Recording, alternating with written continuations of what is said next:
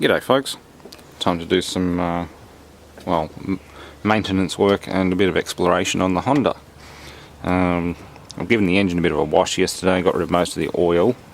This cap here turned out to be it's actually a plastic snap-in cap, which I was able to pull out and put a new O-ring on. At first I thought it might have been like a full moon seal with a permanent rubber edge, but it's not. It's got a replaceable rubber O-ring on it, and that stopped the oil pouring out the end here and flooding down the front of the engine. Everything seems to be pretty right. What I'm doing now is undercar oil leaks. I found that sump bolt there was missing and two here were loose, so that wasn't helping. I'm just going around torquing down the sump bolts again, and I'm taking this clutch inspection cover off just to make sure there's no oil coming out of the rear main. It looked mostly like it was flooding down the front from external sources, but hopefully it's not a rear main. Front main I can do easy, rear main means taking the gearbox off. And by that point, if I'm going to take the flywheel and everything off, I might as well put a new clutch in it anyway. Not hard, but just unnecessary expense at this point. Yeah, it's all old, dirty, oily stuff. That's AC hose.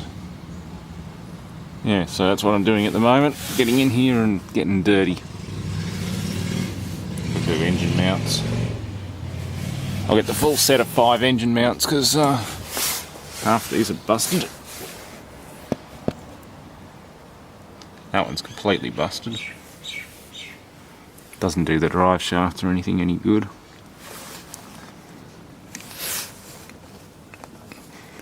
Again, the boots aren't cracked up or broken, so that's good. But yeah, that's... The gasket itself is still fairly flexible. It's just some of these bolts it's slackened off. So hopefully that fixes it. Or fixes it well enough to get through roadworthy anyway. I don't care if my car marks its territory where it sits, but I don't want it dripping oil when it goes through the actual check, because then they get a bit grouchy. Yeah. It's broken too. Probably the broken engine mounts have flexed the exhaust so much it's snapped. Oh, disconnect the battery, get the MIG welder out, and zap zap. That'll fix that in place.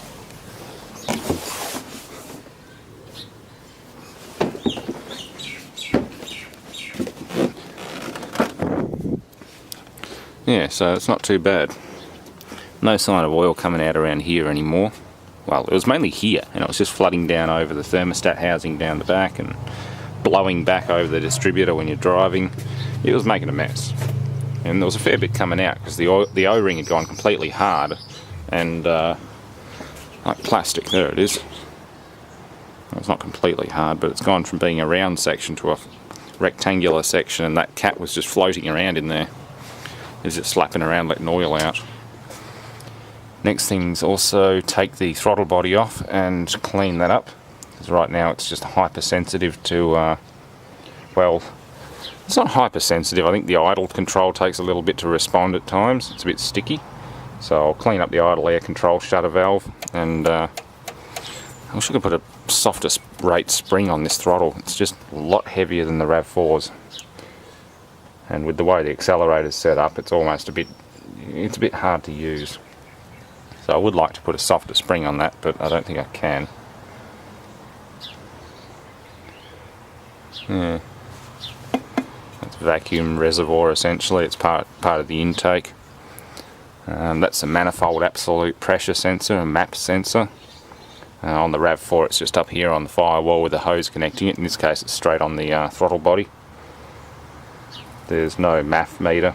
Obviously MAP is a replacement for MAF. Mass airflow, or MAF, has a meter down here that measures airflow. Manifold absolute pressure measures how much vacuum is in the manifold. Well, it measures atmospheric pressure. Fuel rail, everything looks good. Yeah, probably due for yeah, it's a fairly old looking fuel filter, so it wouldn't hurt to do a new fuel filter along with the major service of oil and such. Oil, leads, probably spark plugs. What is that? Sumitomo 2000. Yeah, it's probably, I think those are original leads. They do look like original leads. So yeah, full set of leads. I'll take the distributor cap off and see what it's like. I'm guessing being a distributor there's going to be a rotor and everything in there. If that's degraded then I'll replace it. But again, it still runs just fine. It doesn't miss or stumble or do anything silly, so I don't know, maybe I'll just leave the sleeping dog's life for the time being. Don't disturb them. Create more problems than that's worth. Okay, looking pretty good in there. There is evidence of oil seeping in from up the top, but probing around the bottom of the housing in here with a wire, all I'm getting is clutch dust with a very minimal amount of absorbed oil. It's not actually flooding out, so I'm happy with that. The rear main, yeah, see, that's dust. That's just clutch dust on the inner lip of the flywheel. The rear main's just up there, the crankshaft seal. If the rear main had failed, this inner lip would just be, well, it wouldn't be dust, it'd be goop. So, no, rear main's fine. It's all, it's coming down from the top. Probably just that main seal up there and a bit from back here. So, oil leaks shouldn't be a problem at all. Main thing is get that set of engine mounts on order for $300. It's all 5, I think it even includes the rear diff mount. And it should be right. Yeah, there's one there, there's an upper mount, and I think there are 2 at the back. So no, it doesn't include the diff mount at the rear, but it includes everything else, and the rear diff mount looks fine anyway. Yeah. Anyway, I'll start the engine up and you can see why I put this mark here. That's mine. I could do a Reddit thing and write a message on the flywheel before putting it back in there. Or putting the cover back on.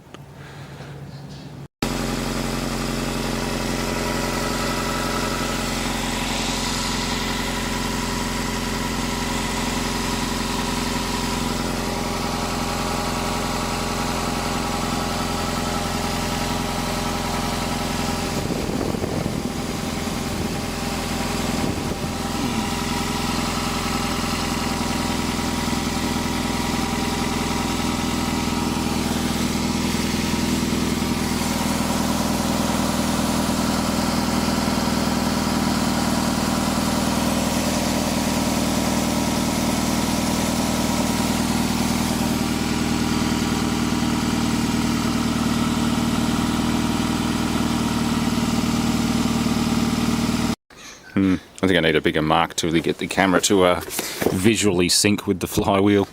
It was just an idea. One thing I did notice, even though this is a double skin exhaust, it's leaking out through here, so there must be a crack further up. I'm going to have to get the TIG welder out and fix that. It's only that spot there and that spot there, and it's where the weld in the tube has been stretched, being seam welded pipe. It's a bit of a weak spot, and yeah, I'm going to have to patch that up. That, or it's only a little Y pipe essentially. It goes, I don't have to replace either of the cats, it's more a question whether I can get it off. I might find another one. Don't know if they'll fail that for roadworthy. Well, I guess they will if they find it. If they find it, they'll fail it, so I think I'll just cut that section out and put a bit of a patch on it, or just patch over it. It's not hard. I've already got to get in there and weld that, so I might just get the TIG out and TIG weld the whole lot. I'll do the engine mounts first so that it doesn't crack the new bracket, and we should be right. And I'll get that cover back on. So that's good. She's a fairly happy little car, just needs engine mounts and 3 tyres and power window fix. That's about it. This one should pass the roadworthy quite easily.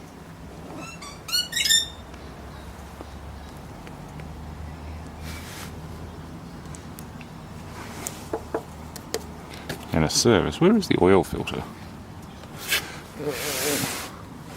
I have not seen an oil filter on this yet. I'm guessing it's on the back. Yep, there you are, hiding right up back in one of the worst possible locations. One thing I'll give Toyota, the engine's the other way around. It runs clockwise and the oil filter's right on the front where you can get to it.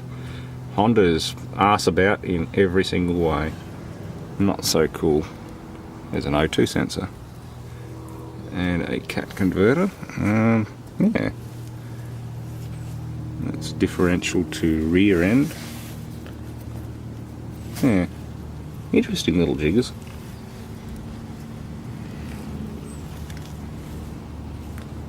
A harmonic balancer for the drive shaft.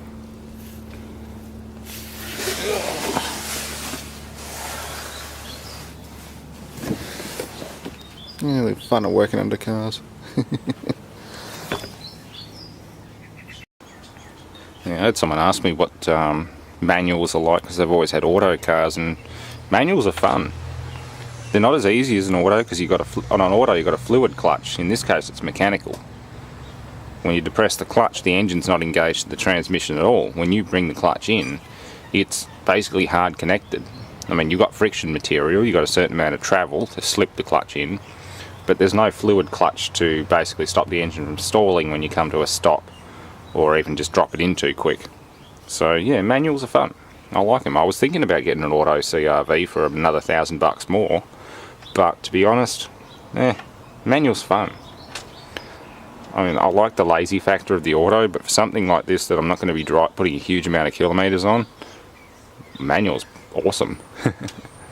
If it was a daily driver, I mean, there are times where I wish Bluey Rav was auto, but that's only because I do so many Ks in him. This one, it's an old car. I'm just going to be using it as a runabout and that sort of thing, and yeah, it's yeah, I'll have to do I think I have done an explanation on manual transmissions. Shut up, bird. I think I have done an explanation on manual and auto transmissions, but I have got a Holden Trimatic auto to tear down soon, so I'll do another one, and a cutaway of the torque converter. Because the torque converter for an auto doesn't actually have a mechanical connection between the engine and the input shaft of the gearbox. It's all fluid. It's all to do with friction and drag, or resistance. The path of fluid passing through the vanes and the rotors, or the turbine of the turbine and the stator of the torque converter. Whereas a manual, you've just got a mechanical clutch that grabs. Once you've dropped that pedal in, your engine is hard connected to the shafts, the gears, that go straight to the wheels. That's it. The only slip is in the clutch, and you have to operate that yourself. If it's slipping otherwise, then it's broken or worn out. So yeah, manuals are fun. I recommend them. I mean, if you're doing a lot of city driving day in, day out, auto's fine. Auto's good. But if you're driving around semi-suburban or rural areas, manual's even better. Yeah, that's an automatic transmission there, and inside this cylindrical device, or toroidal looking device, you've got a series of fixed vanes called stators on the housing of it, and a turbine on the inside. So when it's pumped full of fluid, you've got the resistance of the fluid getting trapped and passed between stator vanes and turbine vanes to drive the shaft through the centre of it. So yeah, completely different to a clutch. Clutch is a hard mechanical connection with a little bit of friction material on it that you can control with your foot. Torque converter, you basically put your foot on the brake, snap it into drive, and the engine can continue idling, spinning that torque converter, but the shaft remains stationary until you, the output shaft remains stationary until you actually let off the brake and let it start to gain momentum and pressure, and the clutch packs start engaging first, second, third, fourth, fifth, whatever. They're an interesting and very, very useful creation, the automatic transmission, or fluid coupling as they used to call it. I think back in the day it was like 1 or 2 speed fluid coupling, and that was it. Nowadays you get like 8 speed autos or 9 speed autos or something like that. Ridiculous amounts of gears. And don't even go into constant velocity transmissions, or CVTs, continuously variable transmission I should say. Yeah, CVT, Honda, I think Toyota and Nissan use quite a few CVTs now. Anyway, I'll do a video on transmissions later, especially if I can find an old HRV CVT or a Nissan Murano CVT, something to autopsy, preferably one that's blown up so I can show you what goes horribly wrong inside them. and it's a lot. It's expensive when they go bad. Okay, I got them all tigged up yesterday afternoon. Wasn't too hard, but yeah, awkward position to work in. So the engine's a lot quieter now. It's definitely leaking a fair bit. No more obvious exhaust leak anyway. So yeah, that's good. Tightened the sump bolts, they're good. There's no sign of an ongoing oil leak now, so I think we're pretty right. Just need to order those engine mounts when I've got a bit more cash on hand. Do the engine mounts. Yeah. I'll clean the throttle body today actually. That's what we can do next. But I'll make that a separate video.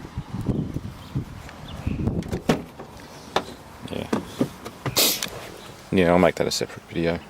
How to clean the throttle body and everything on one. And I'll give the interior a good clean too, it needs it. Keep finding Pokemon trading card wrappers. No cards though. Anyway, that'll do for now. Thanks for watching.